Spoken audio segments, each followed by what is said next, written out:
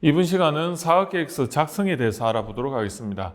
좋은 사업계획서란 어떤 것이고, 그리고 구체적으로 목적에 맞는 어떤 형식으로 가는가, 거기에 대해서 한번 실제적으로 한번 보도록 하고요. 그 다음에 IR이 무엇이고, 그리고 그 IR용 사업계획서는 어떻게 돼 있고, 그리고 발표 요령은 어떤지 알아보도록 하겠습니다. 먼저 그 사업계획서에서 좋은 사업계획서란 어떤 것인가? 이제 나의 표현 방법으로 크레딧을 단기간에 획득할 수 있는 사업계획서가 좋은 사업계획서라고 이렇게 정의를 할 수가 있고요. 그리고 또 다른 부분에 있어 가지고 사람의 마음을 움직이는 강력한 수단으로서 작용을 할 때 좋은 사업계획서라고 볼 수가 있습니다. 이런 사업계획서는 표현의 그 형식과 표현의 내용, 이렇게 두 가지 이제 축으로 생각해 볼 수가 있는데, 일단은 그 사업계획서가 형식을 잘 갖추어야 됩니다. 그래서 이러한 형식을 잘 갖추었을 때 우리는 이 사업계획서가 일단은 어떻게 보면 신뢰성이 확보가 되는 것이고요. 또 한 축으로는 이 아무리 형식을 잘 갖추어도 이 내용이 또 사업계획서에서 빠질 수 없는 아주 중요한 요소입니다. 그래서 이러한 형식이라는 표현력과 그 내용으로서의 사업의 본질과 그 본질을 구현하기 위한 계획, 이 두 가지 관점에서의 내용이 잘 갖추어져 있을 때 우리는 좋은 사업계획서라고 판단할 수가 있는 것입니다. 그래서 형식은 잘 갖춰져 있는데 실제로 그 형식에 걸맞는 내용이 들어가 있지 않았을 때 우리는 이러한 사업계획서를 어떻게 보면 사기꾼이라고 표현을 할 수가 있는 것이죠.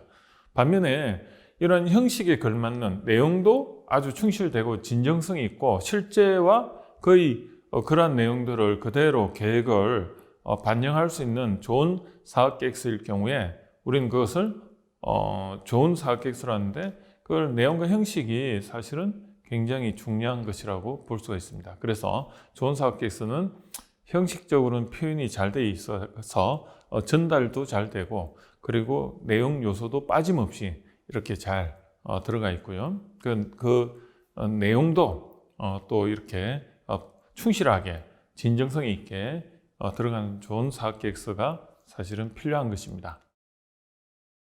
그럼 이 좋은 사업계획서를 구성하는 형식적인 부분을 한번 보도록 하겠습니다. 일단은 그 형식이 어떻게 구성이 되어야 되는가? 앞 시간에도 아셨다시피 이런 투자 유치용도 있고요. 그리고 내부 또 활용을 위한 사업계획서가 있는 것을 우리는 알 수 있었습니다. 즉, 목적에 맞는 구성 요소를 이 순서 및 분량에 따라서 잘 배치를 해야 되는데요. 내부용 사업계획서는 한 300페이지까지도 있습니다. 그리고 또 이 외부 어떻게 보면 정부 지원 사업이라든지 아니면 엔젤 투자 유치용 이런 사업계획서들은 용도에 따라서 30페이지 또는 10페이지, 3페이지 또는 1페이지 용도의 사업계획서도 있습니다.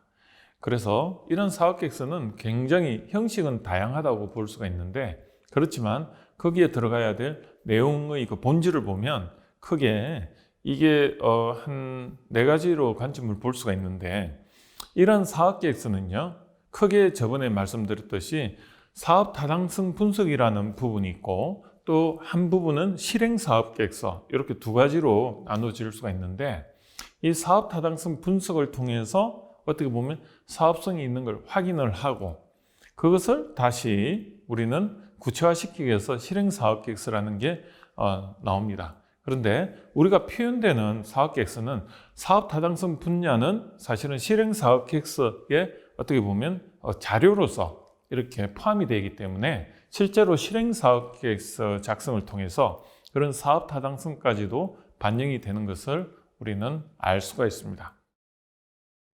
그래서 그 실행사업계획서를 보면 어떻게 구성이 되어 있냐면 그것을 구현하기 위해서 사람, 기술, 자금, 시장 이 4가지 관점에서 이렇게 한번 볼 수가 있는데요.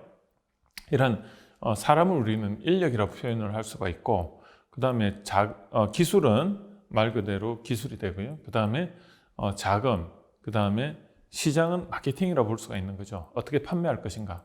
그 부분에서 보면 이걸 시간에 대해서 한번 이렇게 실행사업 계획서를 표현을 할 수가 있는데, 이런 인력적인 측면을 우선 보면 인력적인 측면에서 먼저 능력과 목표라는 부분이 있습니다. 이 인력의 그 능력이라는 것은 결국은 어떤 겁니까? 앞으로 사업을 해 나가는 데 있어서 어떻게 보면 위기 극복 능력이 있느냐.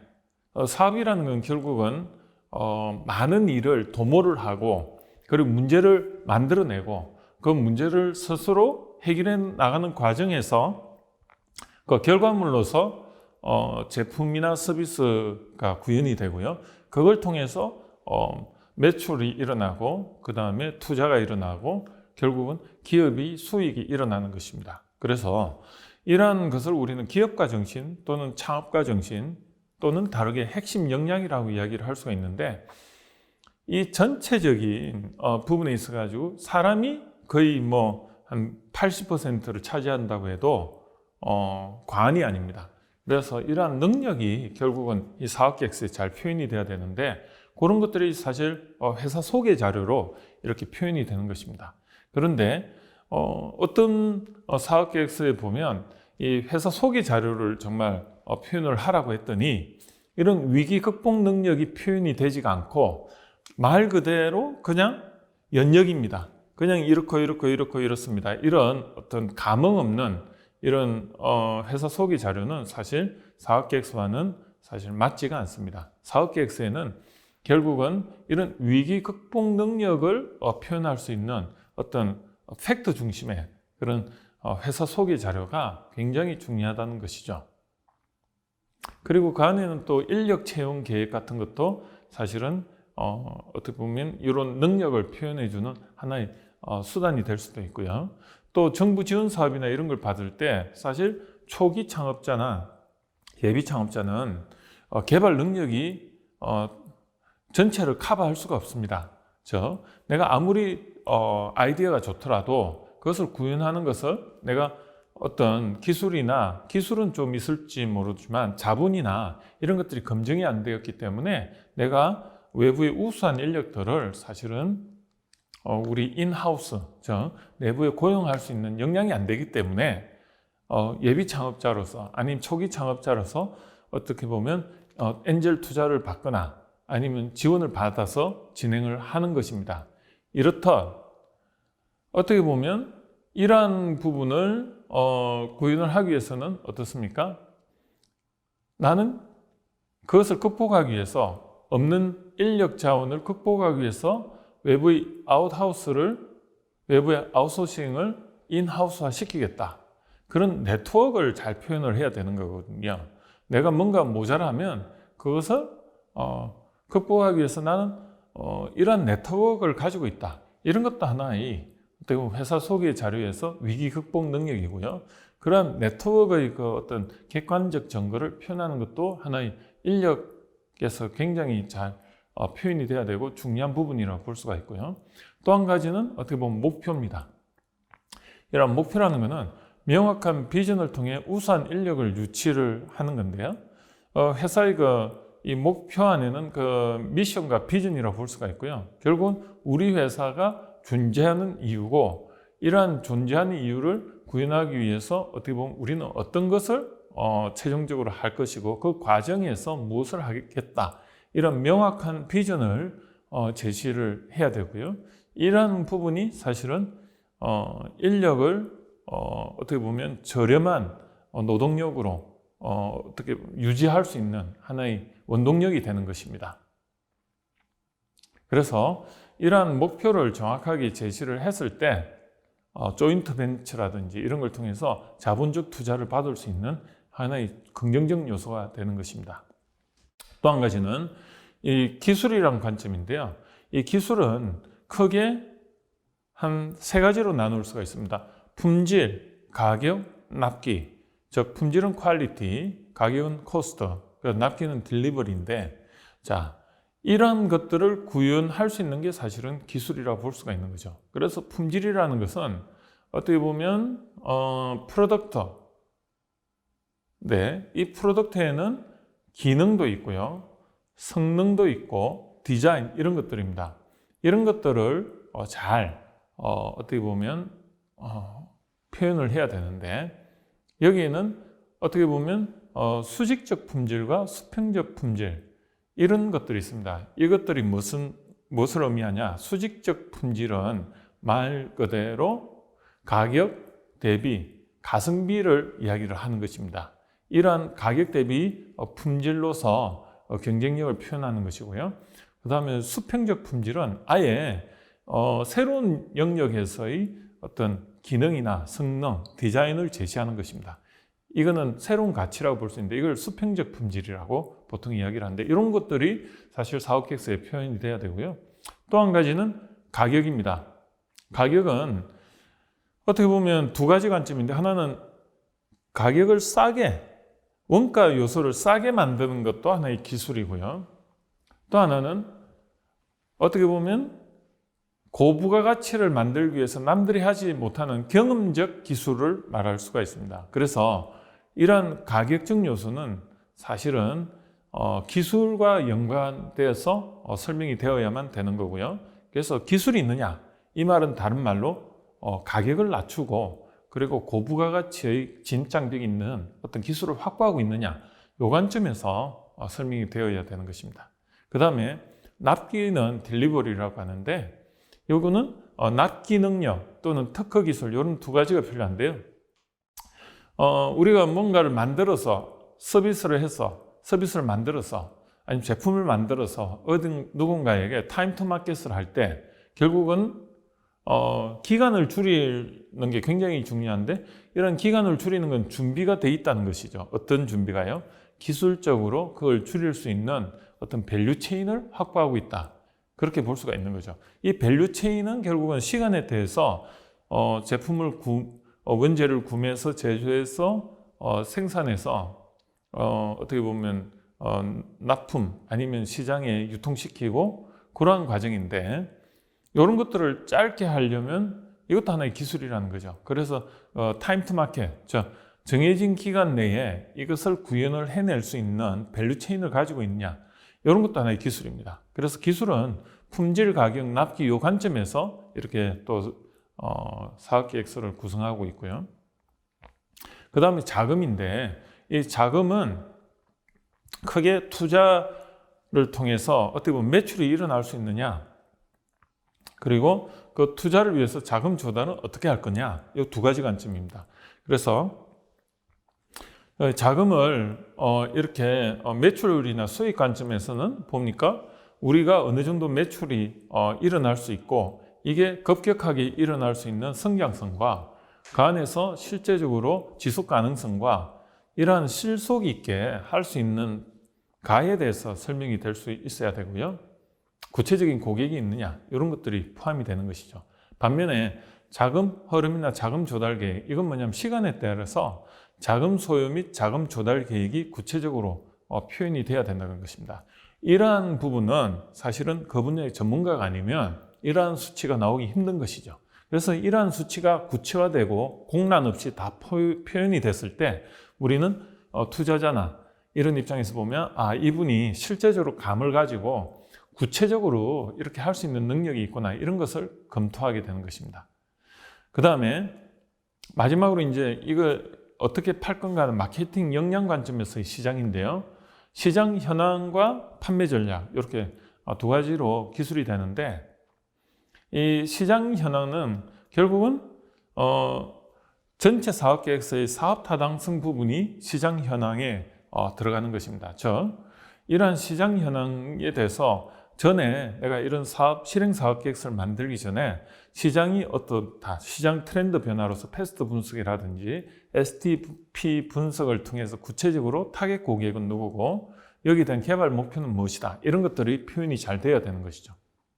그 다음에 판매 전략으로서 구체적으로 STP와 4P 또는 7P 전략에 대해서 구체적으로 이런 믹싱 전략을 시간에 대해서 한번 구체적으로 마일스톤 관점에서 길에 보면 이렇게 표지석을 우리는 마일스톤이라고 하는데 어느 시점까지는 여기까지 우리는 판매 전략을 달성을 할 거고 그 다음에 요 단계까지 하겠다 이런 마일스톤 관점에서 판매 전략적 그런 목표를 설정을 하고 그걸 시간에 대해서 표현한 것이죠.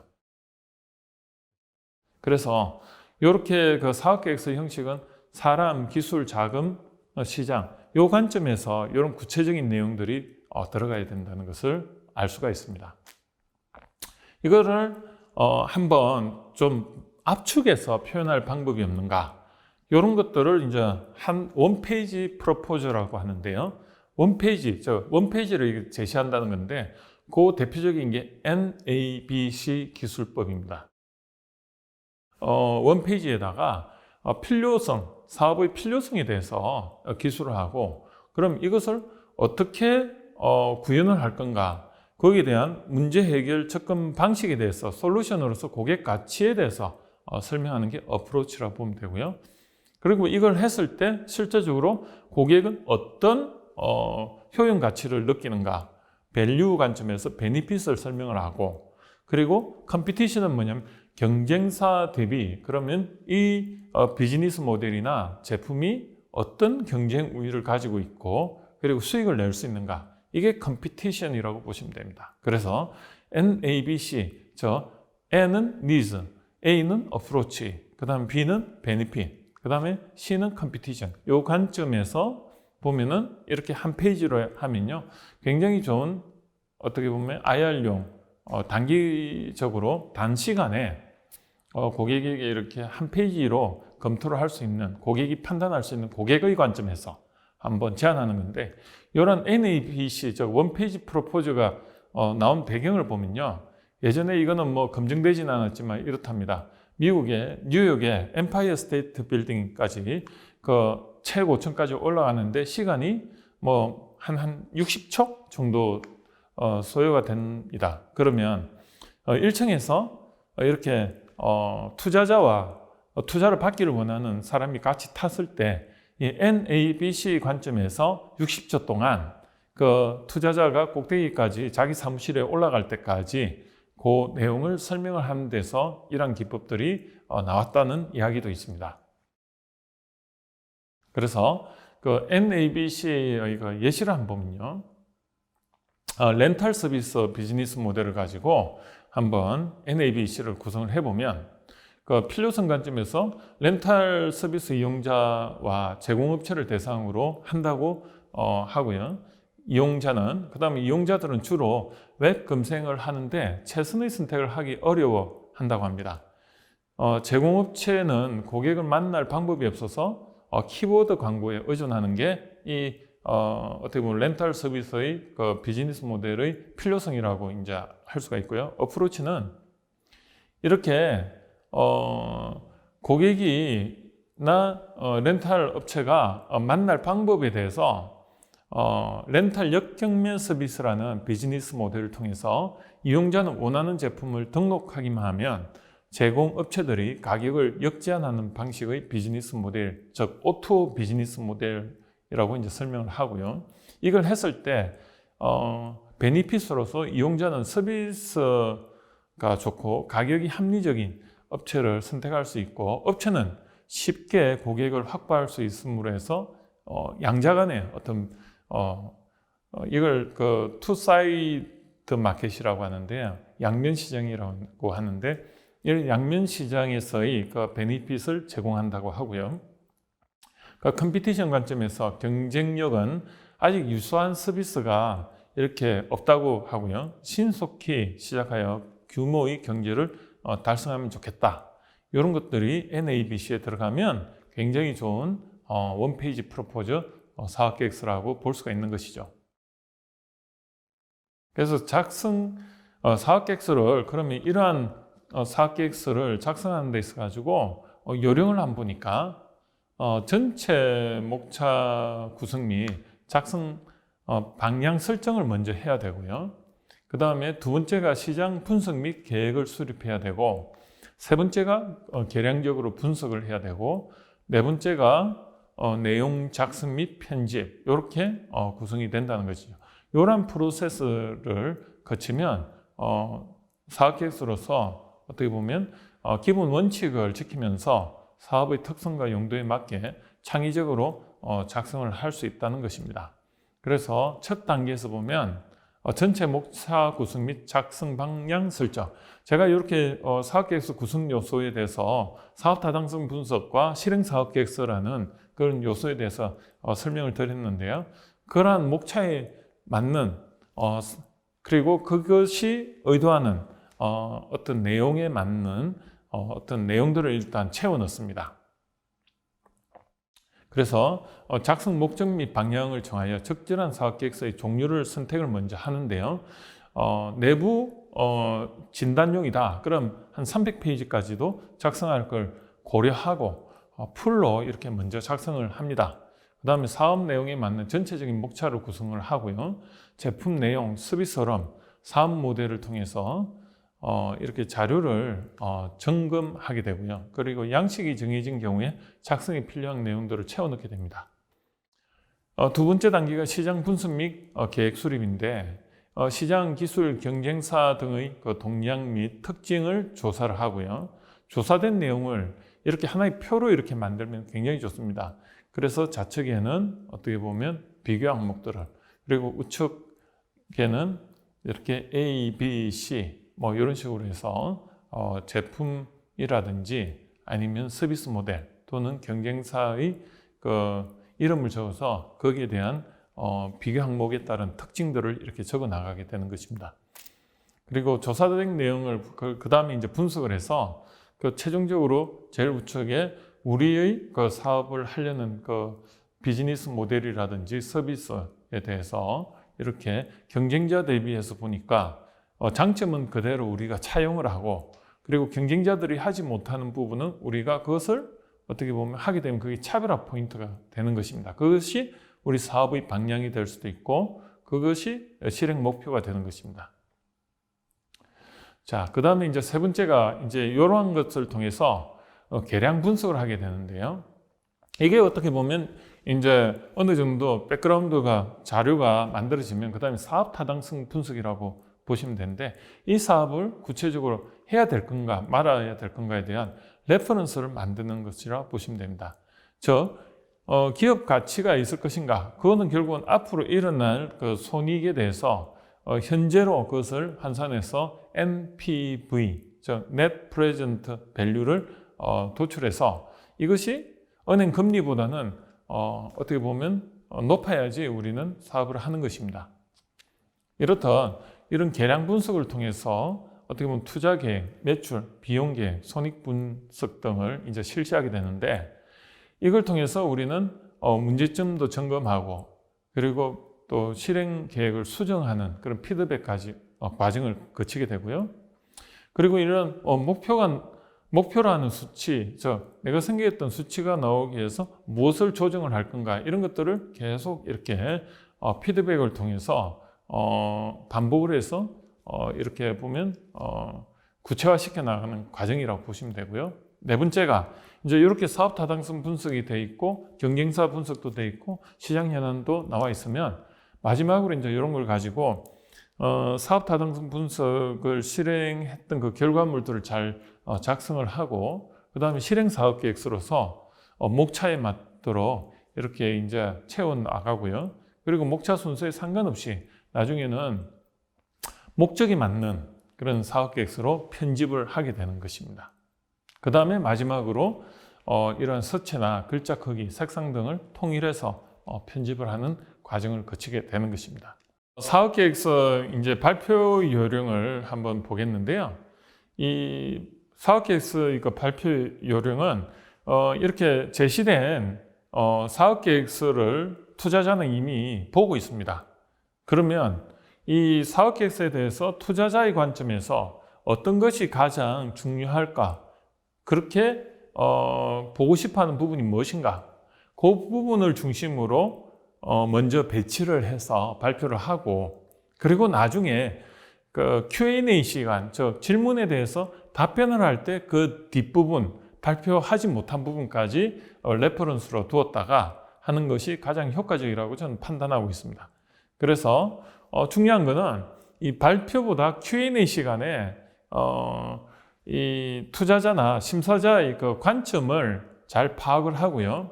거기에 맞는 적절한 발표라는 게 굉장히 중요한 하나의 테크닉이라고 볼 수가 있거든요.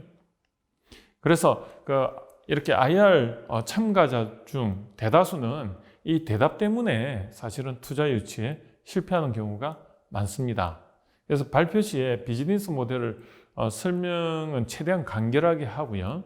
그리고 질의응답 시간에 투자자의 질문에 대해서 투자자의 의도를 정확하게 파악을 해야 되는데 혹시나 이렇게 긴장하거나 해서 질문에 대해서 잘 파악을 못했을 때 그냥 그것을 그냥 넘어가지 마시고 한 번 더 이런 식으로 질문을 하셨습니까? 하고 한번 확인 후에 다시 거기에 대해서 정확하게 이렇게 답변을 하는 것이 굉장히 중요한 팁이라고 볼 수가 있는 것입니다.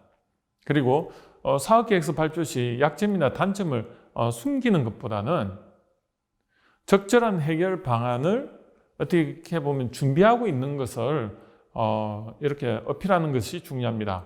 보통 뭔가 이렇게 그 사업의 그 비즈니스 모델이나 제품의 단점을 지적을 하게 되면 거기에 대해서 굉장히 방어적으로 갑니다. 그것보다는 그 질문자의 의도는 그것에 대해서 앞으로 어떻게 할 것인가에 대한 질문이라고 이렇게 파악을 하시고요. 그래서 나도 그 부분에 대해서 굉장히 인지를 하고 있고 그래서 그런 부분을 만약 투자를 해주신다면 같이 해결해 나갈 수 있다. 이런 식으로 설명을 하는 게 오히려 더 긍정적인 어떤 신뢰를 줄 수 있는 방안이라고 볼 수가 있습니다. 그래서 이제 사업계획서는 결국은 맥락을 설명하는 것이기 때문에 우리가 스토리텔링을 잘 해야 된다고 볼 수가 있는데요. 그 구성 절차는 세상에 발견한 해결해야 될 문제를 제기를 하고 그것을 해결하기 위한 방법을 제시하고 그리고 이것을 이런 방법을 해결 방법을 구현할 수 있는 핵심 역량이 무엇인가를 입증을 하고요. 설명을 하는 게 이 스토리텔링 사업계획서의 핵심이 되는 것입니다.